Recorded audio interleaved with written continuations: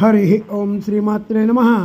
లలితా సహస్రనామ పారాయణలో భాగంగా ఈరోజు అమ్మవారి నామం 786వ నామం, 8 అక్షరాల నామం మంత్రిణ్యస్త రాజ్యధూ. ఈ నామంతో అమ్మవారికి నమస్కారం చేసుకున్నప్పుడు ఓం మంత్రిణ్యస్త రాజ్యధురే నమః అని చెప్పుకోవాలి.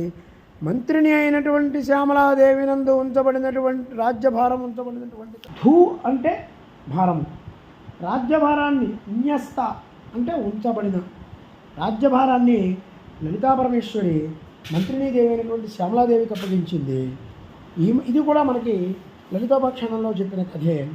అమ్మవారి నామాలలో కొన్ని రూపవైభవాన్ని, కొన్ని లీలావైభవాన్ని తెలియజేస్తాయి. అమ్మవారు యుద్ధానికి వెళ్తున్నప్పుడు ఆవిడ నుంచి శ్యామలాదేవి, వారాహిదేవి అనే 2 శక్తులు సైన్యం అంతటినీ క్రమబద్ధీకరిస్తూ అమ్మవారు ప్రణాళిక చేస్తున్నారు. ఎవరికి ఏ అధికారం ఇవ్వాలి, ఎవరిని ఎక్కడ ఉంచాలి అనేది.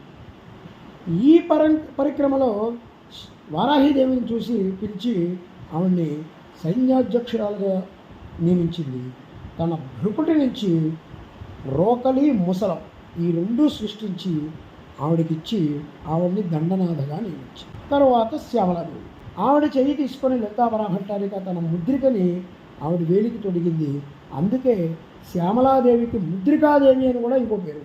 ఇది చాలా గుప్తంగా ఉంటుంది పేరు. అమ్మవారు ముద్రికని ఇచ్చారు కనుక ఆ తల్లి ముద్రికాదేవి.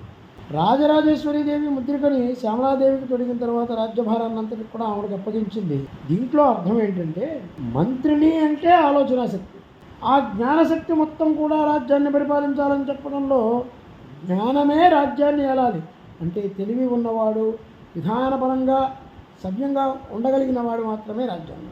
శ్యామలాదేవికి అందుకే అమ్మ రాజ్యాధికారాన్ని అప్పచెప్పింది. ఆ శ్యామలాదేవి మంత్రాన్ని గమనించుకుంటూ కనుక మనం మంత్రం చేసిన వాళ్ళకి ఆ పరాశక్తి అనుగ్రహాన్ని ఇస్తుంది. అలాగే శ్యామలాదేవి శబ్ద ప్రపంచానికి నాయకురాలు. మంత్రం అంటేనే శబ్ద ప్రపంచం.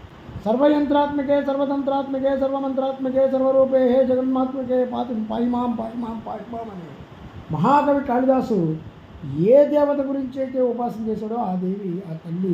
మనం ఏ మంత్రం చేసినా అది శబ్దమే. ఉపాసకుడి సాధనలో భాగంగా ఇంకా అభివృద్ధి కలిగేలాగా ప్రేరేపిస్తూ వారి భారాన్ని మొత్తాన్ని కూడా అమ్మవారికి అర్పిస్తూ మంత్రాన్ని సాధన చేసే వాళ్ళు అపరిమితంగా ఎదిగేలాగా చూసుకునే అమ్మ మంత్రినీదే.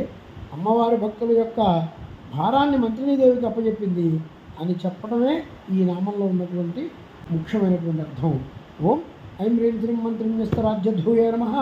ఓం శ్రీమాత్రే నమః. ఓం శ్రీమహారాజ్ఞే నమః. శ్రీమత్సింహాసనేశ్వర్యే నమః.